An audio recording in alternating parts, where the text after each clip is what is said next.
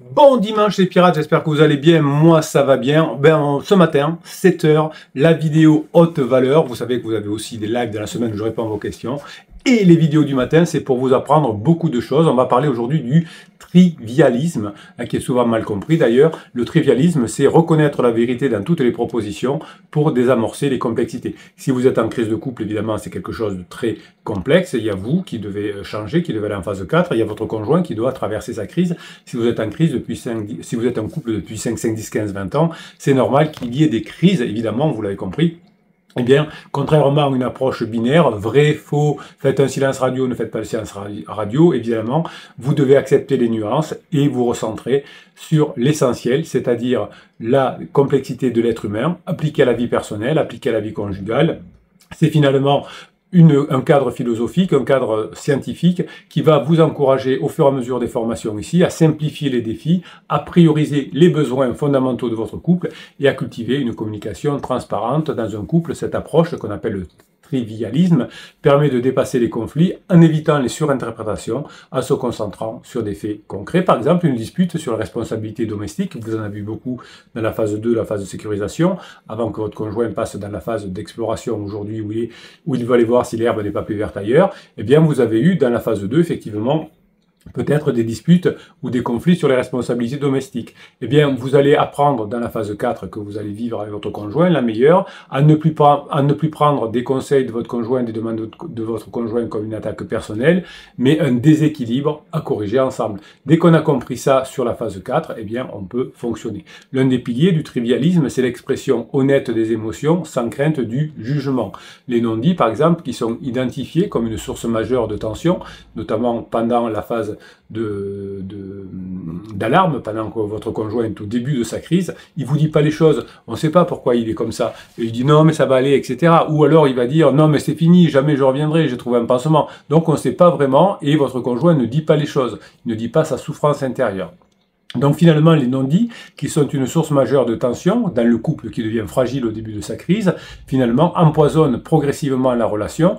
Et si vous ne savez pas gérer convenablement cette phase, la première phase, votre conjoint est énervé, vous faites évidemment des interdits et vous allez accumuler des rancunes et votre conjoint va vous en vouloir.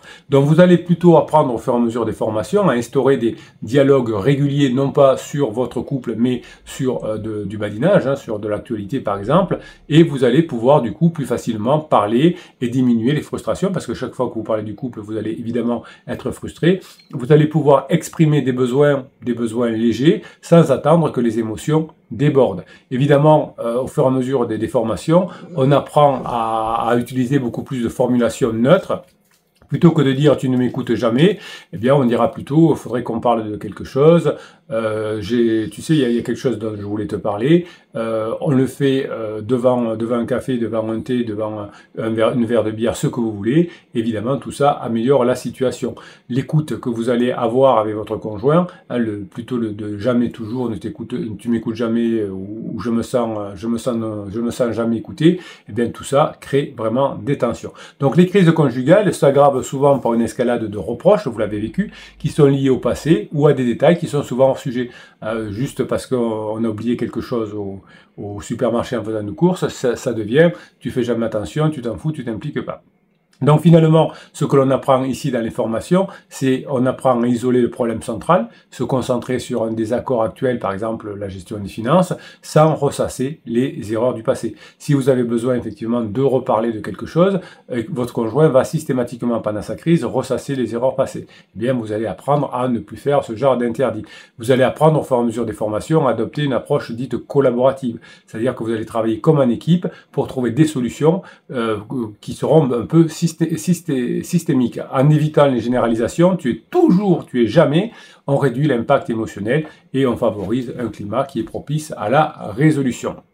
Donc, appliquer les formations à travers ce qu'on appelle le trivialisme, ça va souligner l'importance de préserver votre individualité au sein du couple, une dépendance excessive, ce qu'on appelle la dépendance affective, que vous avez beaucoup à la fin de la phase de sécurisation. Pourquoi, capitaine? Parce que quand on est dans la phase de sécurisation, on est codépendant, on a besoin l'un de l'autre pour son métier, pour les enfants, pour entretenir la maison, donc on est codépendant. Et puis il y en a un qui sort de cette dépendance affective parce qu'il veut plus de la phase de sécurisation, donc il veut s'allier liberté. Je veux être libre, capitaine, je veux être libre.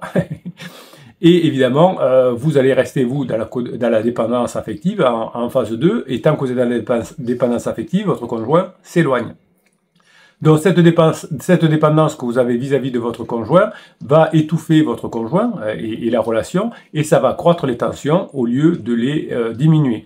Donc vous allez apprendre à définir chez vous des frontières claires, vous allez respecter les moments de solitude de votre conjoint, vous allez respecter, ce sera comme ça en phase 4, les hobbies de votre conjoint, vous allez aimer les amis de votre conjoint, parce que si c'est leurs amis, même si vous paraissez un peu tarte, eh bien c'est les amis de votre conjoint, donc il va falloir passer du temps avec eux, sans exagérer bien évidemment, mais ça fait partie de la relation de couple, et vous allez vous appuyer évidemment pour passer ces moments difficiles, respecter la solitude de votre conjoint et c'est oui, mais aussi vous appuyer sur le groupe des pirates, sur le groupe Facebook ou en descriptif, je vais y arriver, en commentaire de ces vidéos, pour ne pas surcharger le partenaire. Au lieu de surcharger le partenaire, quand vous en avez ras la casquette, comme on dit, vous écrivez avec un papier et un stylo et vous brûlez, vous détruisez, ça vous fera du bien, et vous allez vous former au fur et à mesure avec votre conjoint, de façon, avec d'autres pirates, de façon à vous rapprocher de votre conjoint. Donc vous allez transformer votre crise en opportunité de croissance, vous allez vous focaliser sur des nouveaux objectifs partagés, c'est-à-dire la phase 4,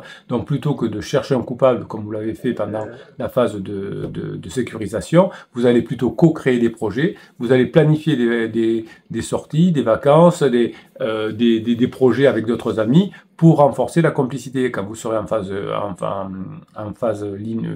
4, la phase de grande intimité, eh bien vous aurez beaucoup de moments passés ensemble, mais avec d'autres amis. Donc finalement, les personnes qui sont résilientes grâce aux formations et coaching vont aborder les défis comme une équipe, finalement en combinant empathie et pragmatisme.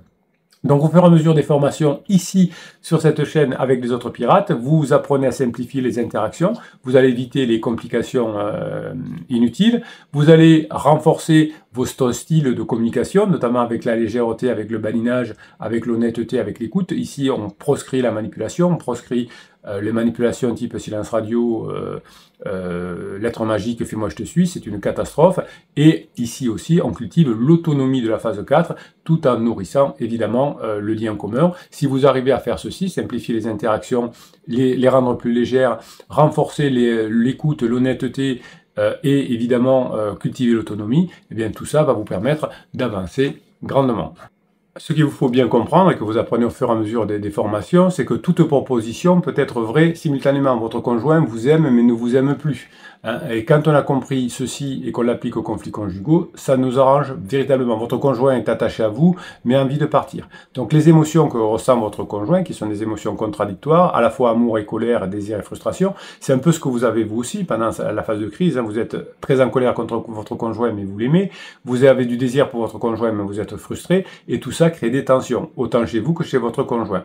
Donc vous allez apprendre à reconnaître ces paradoxes comme des réalités légitimes, plutôt que de les opposer. Par exemple, une personne peut à la fois ressentir de l'affection pour son partenaire et de la rancœur suite à un désaccord. Votre conjoint peut vous en vouloir que vous soyez bloqué dans la phase 2, que vous soyez toujours en train de critiquer, que vous essayez de montrer à votre conjoint qu'il a tort. Accepter cette dualité que vous pouvez avoir permet d'éviter les blocages émotionnels et de favoriser un dialogue ouvert. Oui, votre conjoint vous aime, oui, votre conjoint ne vous aime plus.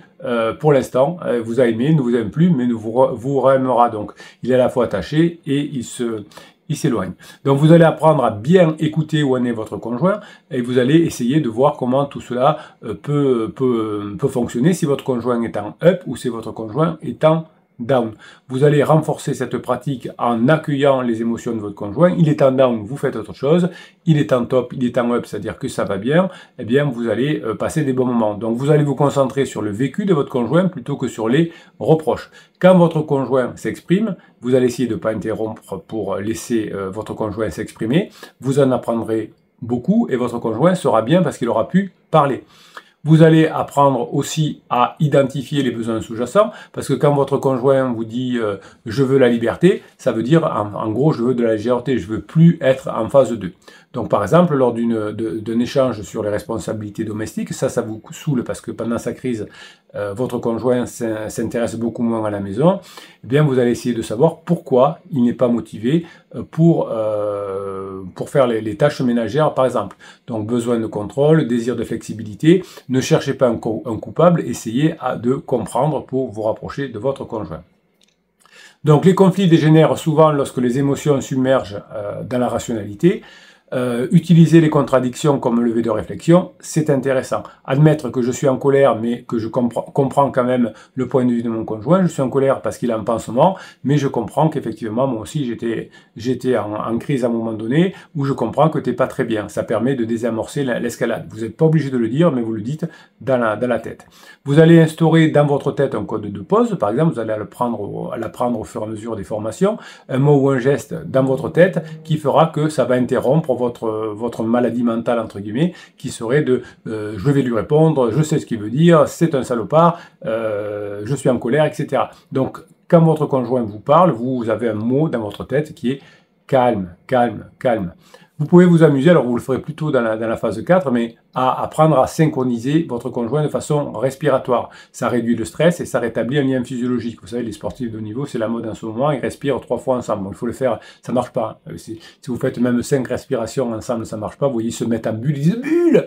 Et on le voit, même des internationaux, mais pourquoi ils font ça 5 expirations, c'est pas suffisant. Il faut aller jusqu'à 5 minutes pour que ce soit efficace, pour que ça calme les choses. Bon, c'est mieux de le faire 5 fois que 0. Bien plus tard, vous pourrez le faire avec votre conjoint. Allez, on respire. Vous pourrez le faire avec vos enfants. Allez, on respire. Et vous pouvez, quand vous sentez effectivement que ça commence à délirer avec votre conjoint, vous allez changer de cadre, quitter la pièce, aller marcher, rompre le schéma conflictuel. Plus vous allez apprendre à rompre les schémas conflictuels, plus vous allez avoir une situation légère et les réalités qui étaient incompatibles, la colère et l'amour finalement, vont être possibles dans un même espace de dialogue. Votre conjoint, c'est pas qu'il est en colère contre vous et qu'il vous aime pas, c'est qu'il ressent les deux en même temps. Donc les crises conjugales que vous vivez actuellement sont des schémas relationnels inconscients qui ressurgissent. L'analyse propose finalement au fur et à mesure des formations d'apprendre à recadrer les conflits comme des manifestations de besoins non exprimés. Votre conjoint, quand il vous dit « je veux être libre », c'est que peut-être vous ne faites pas des choses assez fortes. Vous, plus tard, quand vous direz que vous avez un désaccord sur les finances parce que votre conjoint crame beaucoup d'argent, eh bien tout ça risque de masquer un besoin de reconnaissance et d'autonomie, c'est-à-dire que votre conjoint va dépenser de l'argent avec pansement et pas avec vous. Une dispute sur les loisirs, on fait jamais rien, on ne va jamais en week-end, eh bien c'est souvent un déséquilibre entre la proximité et l'indépendance. Donc pour reconstruire un vrai récit du couple, un nouveau récit du couple, un récit du couple beaucoup plus performant, celui de la phase 4, vous allez apprendre à co-créer des objectifs en commun. Donc vous allez de temps en temps faire des choses ensemble avec des amis pour restaurer la complicité, oui c'est ça. Bruno se calme. Vous allez apprendre à utiliser l'humour bienveillant, c'est-à-dire que vous allez pouvoir dédramatiser les tensions sans tomber dans le sarcasme. Vous pouvez vous moquer de vous, mais ça peut réduire beaucoup l'agressivité. On dit, oh là, je suis un boulet, je me suis encore laissé emporter.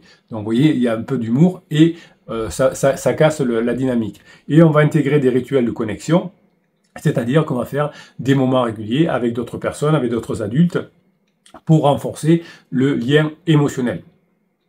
Donc vous allez apprendre au fur et à mesure des formations, évidemment, à valider les émotions contradictoires. Oui, j'ai peur de perdre mon conjoint, mais en même temps, je me sens en colère. Oui, mon conjoint est très attaché à moi, mais en même temps, il se demande si on va finir notre vie ensemble. On va essayer du coup, une fois qu'on est d'accord qu'il y a des émotions contradictoires, on va essayer d'isoler les faits des interprétations. On va distinguer des preuves objectives des projections anxieuses. On va négocier des compromis symboliques. On va essayer d'avoir des principes finalement narratifs. On va écrire une nouvelle narration du couple, c'est-à-dire qu'on est passé du couple qui souffre, du couple qui est en moment difficile, à un couple qui finalement est en train de se reconstruire. Donc on change la narration du couple.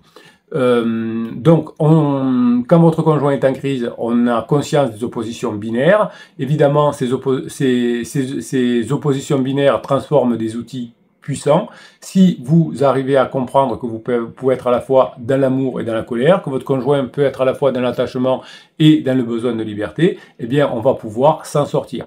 On sait que les crises conjugales, c'est un renforcement relationnel qu'il va falloir mettre en place face à ces oppositions binaires. Donc, en combinant l'écoute, la gestion émotionnelle et le cadrage narratif, hein, je suis dans ma tête, des fois en coaching, vous dites « mon ex, mon ex-femme, mon ex-mari, maintenant que nous sommes séparés ». Non, non, je dis, on fait un recadrage narratif. Vous n'êtes pas séparés, ce n'est pas votre ex-mari, votre ex-femme, c'est un couple qui est en train de se reconstruire et qui va passer en phase 4. Une fois qu'on a ce recadrage narratif, c'est déjà plus possible. Donc ce recadrage narratif que vous allez faire au fur et à mesure des formations et des coachings va vous permettre de naviguer dans la complexité de vos émotions de la crise de couple sans vous perdre dans les conflits. Vous allez explorer finalement la philosophie, les neurosciences et vous allez avoir des objectifs finalement d'abord propres vous de passer en phase 4 et ensuite, plus tard, quand vous serez dans la phase 4, d'avoir des objectifs communs, de faire des voyages avec des amis, de partir en week-end, de recevoir des amis pour le brunch le dimanche, de passer du temps en phase 4. Voilà mes pirates adorés, vous avez cette idée aujourd'hui très forte qu'il vous faut retenir. Quand votre conjoint est en crise de couple, il a des oppositions en lui, l'attachement et le désir de liberté. Vous avez peut-être le désir et la frustration, vous avez l'amour et la colère, et c'est ce qui peut vous entraîner à avoir des disputes ou des éloignements. Si vous avez l'accès que vous acceptez que votre conjoint puisse avoir, même s'il ne vous le dit pas, à la fois de l'attachement et de la liberté et des besoins de liberté, même s'il vous dit que j'ai quand même besoin de liberté, eh bien vous allez pouvoir changer votre fonctionnement. Voilà mes pirates adorés, ici on travaille sur les neurosciences, on travaille sur la philosophie, on bosse dur, vous avez un catalogue qui est en lien, en affiché plus dans le descriptif de cette vidéo. Vous avez le catalogue de 270 formations et des 6 coachings. Vous avez le groupe Facebook pour vous aider à mettre en place les formations avec des pirates plus aguerris qui vont vous aider à appliquer ce que vous apprenez dans les formations. Vous avez le canal Telegram. Vous avez les commentaires sous cette vidéo. Vous avez tous les outils avec les formations et les coachings pour y arriver, et vous avez aussi avec les autres pirates tous les conseils pour mettre en application. Vous allez y arriver, la crise de couple est normale quand on est en crise depuis très longtemps, passez le dimanche que vous méritez, je vous kiffe et je vous kiffe grave, mes pirates adorés.